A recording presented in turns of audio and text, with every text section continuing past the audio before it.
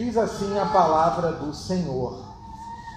Atos 1, do verso 12 ao 26.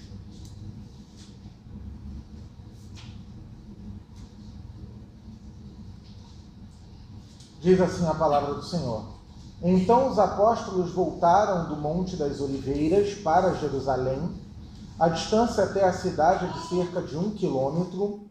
Quando entraram na cidade, subiram para o cenáculo, onde se reuniam Pedro, João, Tiago, André, Filipe, Tomé, Bartolomeu, Mateus, Tiago, filho de Alfeu, Simão, o Zelote e Judas, filho de Tiago. Todos estes perseveravam unânimes em oração, com as mulheres, com Maria, mãe de Jesus, e com os irmãos dele. Naqueles dias, Pedro se levantou no meio dos irmãos, que formavam um grupo de mais ou menos 120 pessoas, e disse: Irmãos, era necessário que se cumprisse a Escritura, que o Espírito Santo predisse pela boca de Davi, a respeito de Judas, que foi o guia daqueles que prenderam Jesus. Ele era um dos nossos e teve parte neste ministério. Ora, este homem adquiriu um campo com o preço da iniquidade e, caindo de cabeça, rompeu-se pelo meio, e todos os seus intestinos se derramaram. Isto chegou ao conhecimento de todos os moradores de Jerusalém, de maneira que, em sua própria língua, esse campo era chamado Acéldama, isto é, campo de sangue. E Pedro continuou, porque está escrito no livro de Salmos: fique deserta a sua morada, e não haja quem nela habite, e que outro tome o seu encargo. Portanto, é necessário que dos homens que nos acompanharam todo o tempo em que o Senhor Jesus andou entre nós, começando no batismo de João, até o dia em que foi tirado do nosso meio e levado às alturas, um destes se torne testemunha conosco da sua ressurreição. Então propuseram dois, José, chamado Barsabás, também conhecido como Justo, e Matias, e orando disseram: Tu, Senhor, que conheces o coração de todos, revela-nos qual dos dois escolheste para preencher a vaga neste ministério e apostolado, do qual Judas se desviou, indo para o seu próprio lugar. Depois fizeram um sorteio e a sorte caiu sobre Matias, que foi acrescentado ao grupo dos 11 apóstolos. Palavra do Senhor. Deus Trino, Pai, Filho e Espírito, tem misericórdia de nós. Estamos diante da Tua palavra e pedimos que o Senhor nos dê o Teu Espírito para testemunhar internamente em nós que a Tua palavra, e tão somente ela, vem do Senhor. Que o Senhor me esconda atrás da cruz e use a Tua palavra pelo Teu Espírito para conformar-nos a Cristo. E que as palavras dos meus lábios e o meditar do meu coração sejam agradáveis em Tua presença, Senhor, minha rocha e meu Redentor. Amém. Meus irmãos, aqui nós estamos diante, como eu falei, de uma passagem um pouco maior, uma passagem grande, tá? Porque a primeira parte foi recortada um sermão foi recortado em 4 sermões, para que o dia de Pentecostes, na semana que vem, caia exatamente onde esse dia é comemorado no calendário litúrgico. E nós estamos no período aqui, depois da ascensão de Jesus, foi pregada semana passada pelo pastor Charles, e antes do Pentecostes, que será pregada por ele na semana que vem. O título da mensagem é a substituição de Judas e a escolha de Matias. A substituição de Judas, e só me entender aqui com Acho que funciona melhor com ele mais para baixo. Espera aí, rapidinho. Ok. Assim fica melhor para mim. A substituição de Judas e a escolha de Matias. Texto de Atos 1, do 12 ao 26, lido aqui. Então esse texto ele tem 3 cenas. A primeira cena é a postura da igreja, dos versos 12 ao 14. A segunda cena, o cumprimento da promessa, dos versos 15 ao 20. E a terceira e última cena, a escolha do 12º apóstolo, dos versos 21 ao 26. Então a primeira cena, meus irmãos, a postura da igreja, nós temos aqui, na primeira cena, o destaque para a perseverança em oração. O ponto aqui é que aqueles cristãos que estavam reunidos, os apóstolos, e também a família do Senhor Jesus, a sua família humana, no sentido da sua encarnação, eles estavam juntos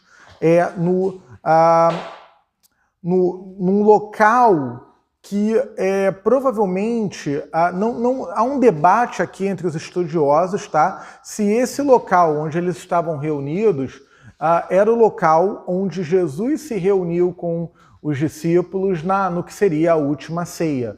Independente se era o local exato ou não, o destaque que dá aqui, sobretudo para o tempo de 1 quilômetro, ou seja, eles andaram um período de tempo de onde eles estavam para chegar no local.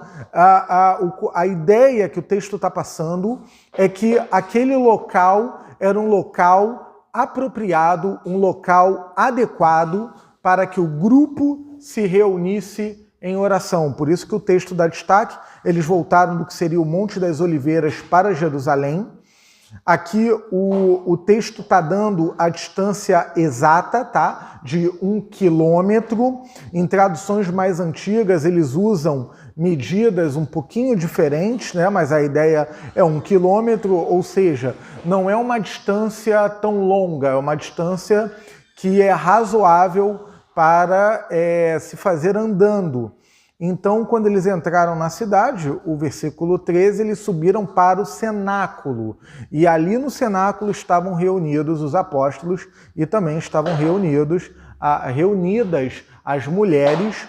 Sobretudo aqui no texto, destaque a Maria, mãe do Senhor Jesus, e os seus irmãos, aqueles que outrora não acreditaram nele, na questão da sua divindade, ensino e obra redentora, mas que, ao ver a sua ressurreição, creram que ele é o Messias, depositaram a fé nele, não só como meio-irmão da parte de Maria, mas como o Redentor dos pecadores. Então, depositaram a fé em Cristo e também se tornaram crentes, portanto, reunidos ali em oração. Então, o contexto aqui é um local apropriado, um local adequado para a oração. Mas o ponto maior aqui não é tanto o local, mas sim a postura daqueles irmãos, a postura da igreja. Aqui o texto vai falar que eles perseveravam unânimes em oração. O que quer dizer isso? É uma constância, eles eram constantes, e a ideia aqui do termo perseverança quer dizer persistência. Ou seja, eles tinham uma vida contínua em oração juntos, ok? Eles se reuniam para orar. Esse é o ponto aqui da primeira cena, tá? Agora, a segunda cena, a partir do versículo 15, você tem então um destaque para a liderança de Pedro na igreja primitiva. Então, o livro de Atos, ele tem duas figuras proeminentes, como vimos na introdução.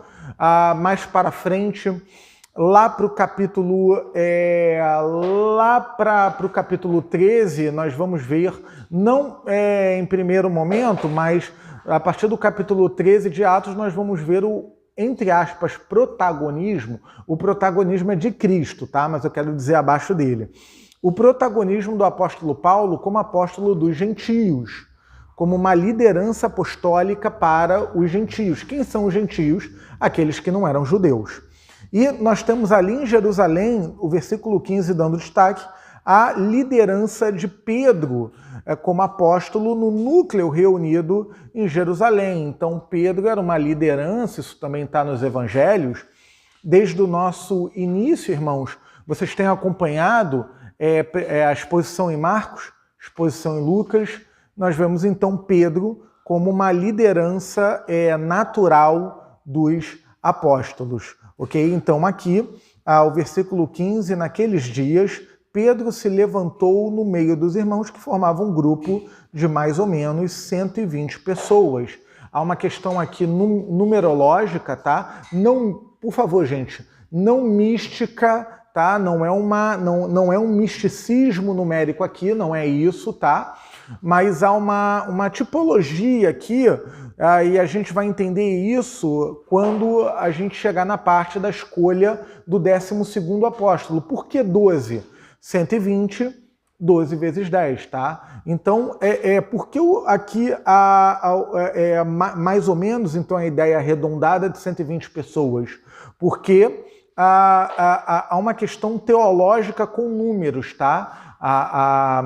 Israel foi formado a partir das 12 tribos de Israel. De novo, não é uma questão mística, é uma questão teológica. Então, 12 tribos de Israel, tá? Foram formadas a partir das 12 tribos ali com os filhos de Jacó, Abraão, Isaac e Jacó, são os patriarcas de Israel. E por que esse número se repete aqui de 12? Porque a igreja é o novo Israel, a igreja é um enxerto na videira. Deus se revelou a Israel, escolheu Israel na antiga aliança, no Antigo Testamento, como a nação que tinha como missão mostrar a sua glória ao mundo. E agora a igreja, o novo Israel, um enxerto na videira. Deus não está abandonando Israel, Deus está expandindo a salvação, que não é mais centrada geograficamente em Israel, mas agora ela foi comissionada, como vimos há 2 semanas atrás comigo, para todo o mundo. Jerusalém, Judéia, Samaria e até os confins da terra. Então a salvação não é mais centralizada em Israel, agora ela é proclamada, ela é pregada por todo o mundo. Então há uma razão de ser para o número 12, tá? E por isso Jesus escolheu 12 apóstolos, porque assim como Israel foi fundamentada nas 12 tribos, na sua formação, depois dos patriarcas Abraão, Isaac e Jacó, os 12 filhos de Jacó, então a igreja ela é fundamentada na doutrina dos apóstolos, que essa doutrina ela não foi uma criação da mente dos apóstolos, mas eles foram chamados, comissionados e receberam a doutrina do evangelho do próprio Senhor Jesus Cristo, o próprio Deus encarnado, passando para eles ali o ensino sobre as coisas concernentes ao reino de Deus. Ok? Então, nós temos aqui essa liderança de Pedro, e Pedro, então, faz uma instrução na questão da traição de Judas. Pedro vai salientar na segunda cena, dos versos 15 ao 20, que a traição de Judas não pegou Deus de surpresa, porque, irmãos, Deus não é pego de surpresa em nada, tá? Mas a traição de Judas foi parte do propósito de Deus. Eu vou repetir isso. A traição de Judas, tá? Ela aparece aqui como propósito de Deus e como cumprimento daquilo que foi profetizado nas Escrituras. Então Pedro faz 2 citações aqui, tá? Ele, no verso 20, ele cita, ele dá aqui alguns detalhes sobre a traição de Judas, tá? Ele está dizendo aqui no texto que a traição de Judas, ela foi exercida como, ela teve como causa a iniquidade do coração do próprio Judas. Deixa eu repetir. A traição de Judas, ela teve como causa a motivação do seu próprio coração e a sua iniquidade. Então, ainda que a traição de Judas seja parte do propósito de Deus, Deus é soberano sobre isso, ele não foi pego de surpresa, mas Deus não é o autor dessa traição. O responsável por essa traição é única e exclusivamente o próprio Judas Iscariote, tá? Então, foi a iniquidade do seu próprio coração. No versículo 20, Pedro, ele cita o Salmo 69, 25, fique deserta a sua morada e não haja quem nela habite. E ele cita o Salmo 109, 8, que outro tome o seu encargo. Então Pedro, ele está aqui falando, ele está fazendo aqui uma interpretação messiânica dos salmos. Os salmos como cânticos de Jesus, como aqueles que apontam para o Messias. Ainda que o texto dos salmos 69, 25 e 109, 8 tenham seu contexto imediato, Salmo 69, 25, a condenação dos inimigos do povo de Deus, e o Salmo 109, 8, o lamento pela traição sofrida, e também a escolha do sucessor do traidor. Então Pedro, ele está compreendendo que, apesar do Salmo ter o seu cumprimento num contexto mais imediato, ele também tem um desdobramento na história da salvação, que ele vai se cumprir na pessoa e na obra redentora do Messias, o nosso Senhor Jesus Cristo. Tá bom? Então ele cita os salmos como uma profecia que vai ter o seu cumprimento na pessoa do Messias, ok? E a última cena, que é a cena 3, ela vai do versículo do verso 21 ao verso 26. A escolha e o critério, a escolha de Matias e o critério para o ministério apostólico. Como eu já expliquei, o número 12 para o Novo Israel, que é um enxerto na videira, é uma analogia às 12 tribos de Israel. Ok? Então, o critério para a escolha do novo apóstolo, ela não foi ocasionada, ela não foi causada nem motivada pela morte de Judas.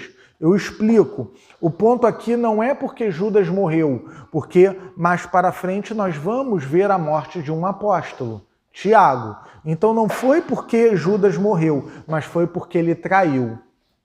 Judas perdeu o seu ministério apostólico. Pedro fala aqui que ele fez parte daquele ministério. Judas, ele fez parte do ministério apostólico, porém ele perde as prerrogativas desse ministério, ele se torna inadequado para o ministério apostólico, de modo que ele, por conta da traição dele, de modo que ele foi excluído e ele então teve o seu suicídio, como o texto coloca. Os evangelhos falam que ele amarra uma corda em seu pescoço e Atos fala que ele cai no desfiladeiro, né? Ele cai num penhasco. Então você tem as duas situações, ele amarra a corda no pescoço, a corda arrebenta, ele cai no penhasco e ao rompimento do seu corpo, tá? Então aqui a tragédia como consequência da apostasia de Judas. Então você tem aqui a escolha do 12º apóstolo, não pela morte em si, mas pela traição, né? E você tem aqui um critério, né? Você tem aqui a formação aqui da igreja, tá? E você tem um critério para a escolha. Esse critério é colocado por Pedro. Como é que o 12º apóstolo foi escolhido? Então, o critério, ele tem que ser uma testemunha ocular do ministério e da obra redentora de Jesus. Ele tem que ter andado com os discípulos desde lá do começo dos primórdios, 3 anos antes considerando o próprio final da antiga aliança com o batismo de João. Tem que ser alguém que, irmãos, ele tem que ser uma testemunha ocular da ressurreição de Jesus Cristo. 2 critérios: estar com os discípulos desde o começo, tá? Primeiro critério. Segundo critério, ser uma testemunha ocular da ressurreição do nosso Senhor. Esse é um critério para ser apóstolo. Vocês vão entender na parte do ensino e aplicação por que eu estou falando isso, por que eu estou dando esse destaque aqui. Então, foi lançada a sorte, tá? Esse lançar a sorte, fazendo uma analogia aqui como se fosse dados, tá? Alguma coisa nesse sentido. Era um método apropriado pelo Antigo Testamento, porque através dele os apóstolos então saberiam a vontade do Senhor. Eles pediram isso. Eles estavam perseverando em oração e pedindo ajuda do Espírito Santo, lançando a sorte. Você tem, por exemplo, Levíticos 16:8, você tem Números 26:55 e, sobretudo aqui, Provérbios 16:33, que vai falar que a sorte é lançada, mas a decisão ela vem do Senhor. Então a sorte era meramente um meio, tá? Não há nenhum misticismo aqui, não há nenhuma confiança numa força impessoal ou no acaso. O que você tem aqui são os discípulos cumprindo a vontade do Senhor e usando os próprios métodos bíblicos para saber a vontade do Senhor, como eu citei os textos no Antigo Testamento que embasavam essa forma de saber a vontade de Deus. Hoje a gente já tem as Escrituras, a gente não precisa, a gente busca na Escritura como um todo a vontade, a direção do Senhor para as nossas vidas. Ok? Então, na última cena, a sorte é lançada e você tem então a escolha de Matias, que foi acrescentado ao grupo dos 11 apóstolos. Agora Matias mais 12 apóstolos. Ok? 3 ensinos e 3 aplicações e assim terminamos. Primeiro ensino, nós vemos no texto, irmãos, que a igreja, ela persevera em oração. A igreja perseverava em oração. Isso quer dizer o quê? Que a oração é uma marca da igreja. Uma igreja saudável é uma igreja que ora. Ok? A oração é uma marca da igreja em sua peregrinação, enquanto essa igreja guardava a promessa do Espírito Santo em Pentecostes. A igreja, ela perseverava, ela persistia em oração, ela era constante, ela orava, ela não desistia de orar. Então, o primeiro ensino é que a igreja persistia em oração. O segundo ensino é que a traição de Judas, ela é de sua completa responsabilidade. Como eu falei, a causa e o motivo foi a iniquidade do seu coração. Judas aqui, o Judas Iscariote, o Judas traidor. Por outro lado, ainda que seja de sua inteira e completa responsabilidade, motivada pela pecaminosidade, pela iniquidade do seu coração, pela dureza do seu coração, Deus, soberanamente, ele não foi pego de surpresa, óbvio, tá? Ele é soberano, então ele usou a traição de Judas para o cumprimento dos seus soberanos propósitos. Judas teve a sua consequência, o seu enforcamento e mais a queda do seu corpo e o rompimento do seu corpo. O texto ele é até bem descritivo, como nós lemos aqui, em relação às suas vísceras para fora. Terceiro ensino, os apóstolos, eles eram fundamentais, eles eram fundamentos para o estabelecimento da igreja, sendo esses apóstolos discípulos de Jesus desde o começo do seu ministério, o batismo de João, a aparição pública de Jesus com 30 anos, o seu chamado pela graça e o seu comissionamento, como também eu coloquei. Esses apóstolos foram testemunhas oculares da ressurreição do nosso Senhor. então viram o próprio Cristo ressurreto. O pré-requisito para ser apóstolo era a fazer parte dos seguidores desde o começo aqui e também ser uma testemunha ocular da ressurreição. Assim como os profetas, eles foram fundamentais, tanto pelos textos inspirados, como o Pentateuco, os históricos, os Salmos, Provérbios e os profetas. Então, assim como os profetas foram fundamentais para o povo de Israel na Antiga Aliança, fundamentando o povo na revelação de Deus, os apóstolos eles eram fundamentais para a igreja, porque a igreja ela foi fundamentada na doutrina dos apóstolos. Então, o próprio credo de Nicéia, ali no século IV, depois de Cristo, no ano de 325, o credo de Nicéia vai dizer que a igreja ela é única, Deus só tem uma igreja, espalhada pelas denominações que pregam o evangelho, a igreja una, a igreja santa, a igreja ela é separada, né? Ela é apostólica, una, santa e apostólica. Então, por que apostólica? Porque a igreja ela foi fundamentada na doutrina dos apóstolos. De novo, ela foi fundamentada na doutrina dos apóstolos. Essa sucessão apostólica, ela não se dá por outros apóstolos. Vocês vão entender isso daqui a pouco. Não, a sucessão se dá por Cristo e pela Escritura Sagrada, ok? Cristo é o cabeça da igreja. Então, e ele fundamentou a sua igreja na doutrina dos apóstolos. Como é que nós conhecemos hoje essa doutrina? Por meio da revelação bíblica, tá? Então, os apóstolos foram fundamentais para a fundamentação da igreja, ok? Há 3 aplicações aqui, nós encerramos então. A primeira aplicação, eu queria falar da persistência e da perseverança da Igreja Batista do Redentor em oração. Meus irmãos, é importante para nós orarmos juntos.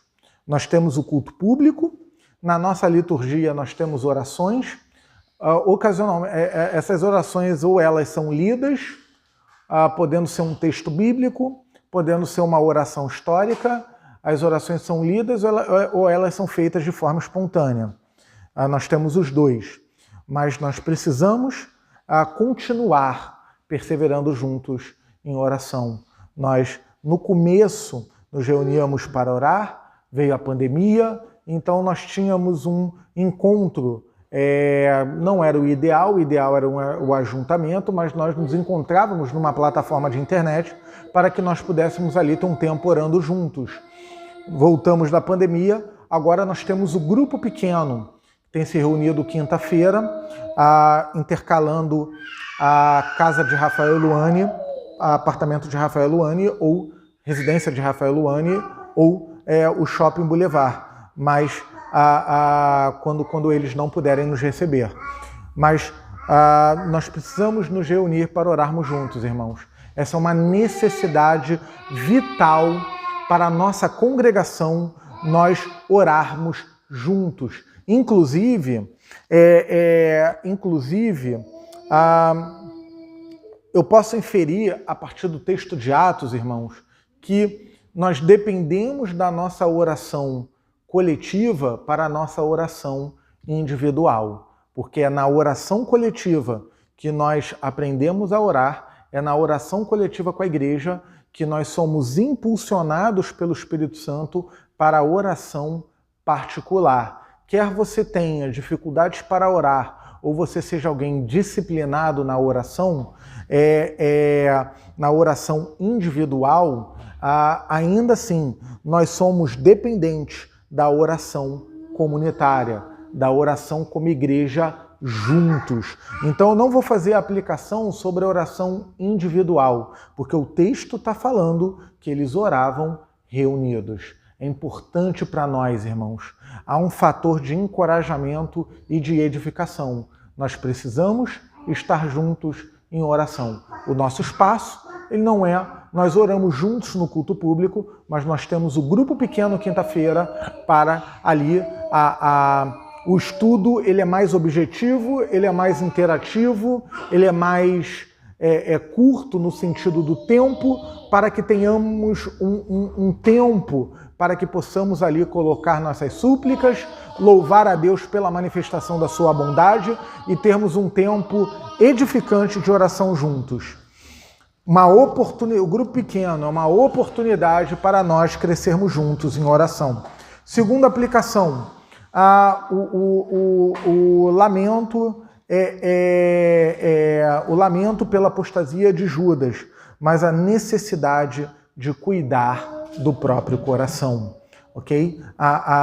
Então, a conversão, ela é algo vital para nós. Só se converte aquele que nasceu de novo. Judas, ele fez parte do ministério apostólico, né? Mas ele, no entanto, não era uma pessoa regenerada, ele não nasceu de novo, ele não era uma pessoa verdadeiramente convertida. A Confissão de Fé de Westminster, a Confissão de Fé da Igreja Presbiteriana do Brasil, falando dos meios da graça, ela fala que é possível uma igreja ser edificada pela pregação da palavra, independente até se o pastor ele não for convertido. Então a confissão ali no século XVII está tratando da realidade e da possibilidade de existirem até pastores ordenados que não sejam verdadeiramente regenerados e não sejam verdadeiramente convertidos. Ou seja, eles não nasceram de novo, ok? Então, a prova, meus irmãos, que o texto de Atos dá de que nós somos pessoas realmente convertidas é a nossa perseverança na fé no Senhor Jesus Cristo, ok? E por último, a última aplicação é que eu coloquei a questão dos 12 apóstolos, dos apóstolos como aqueles que fundamentam a igreja com a doutrina que receberam de Cristo, o ensino que veio do próprio Cristo, mas esse ofício apostólico ele era restrito a quem viu Jesus ressurreto. Paulo foi alguém chamado pelo próprio Cristo depois com um propósito específico, como eu falei no começo da mensagem, de levar o evangelho aos gentios. Portanto, irmãos, não existem mais apóstolos hoje. Eu vou repetir, não existem mais apóstolos hoje. Apóstolo é quem está no Novo Testamento e quem viu Jesus Cristo ressurreto, quem foi chamado pelo próprio Cristo. O texto está fundamentando que apóstolo é quem viu Jesus ressurreto. Então hoje, sem faltar com respeito a pastores, mas pastores do rebanho, que se auto-intitulam apóstolos, estão cometendo um equívoco bíblico. Não existem apóstolos hoje. Quem quiser saber mais sobre isso, quem for matriculado no CFL da Fiel, alguns de vocês o são, ou quem for, você pode comprar o livro da Fiel também, tem o curso, tem o livro do pastor Augusto Nicodemos, chamado Apóstolos. Ele vai fazer um estudo bíblico muito bem fundamentado, trabalhando qual era o critério apostólico na época de Jesus e também o princípio bíblico de que o apostolado ele está restrito, irmãos, no Novo Testamento não existem mais apóstolos hoje, ok? E concluindo, meus irmãos, tudo está debaixo dos propósitos de Deus no cumprimento de suas promessas na história. Amém? Que Deus nos abençoe. Louvado seja teu nome, Senhor, pela sua revelação. Obrigado pelo ensino que o Senhor nos deu e oramos que o teu Espírito use para edificar as nossas vidas e, sobretudo, a nossa igreja. Principalmente eu rogo, Senhor, por mais oportunidades de perseverarmos juntos em oração, em nome de Cristo. Amém.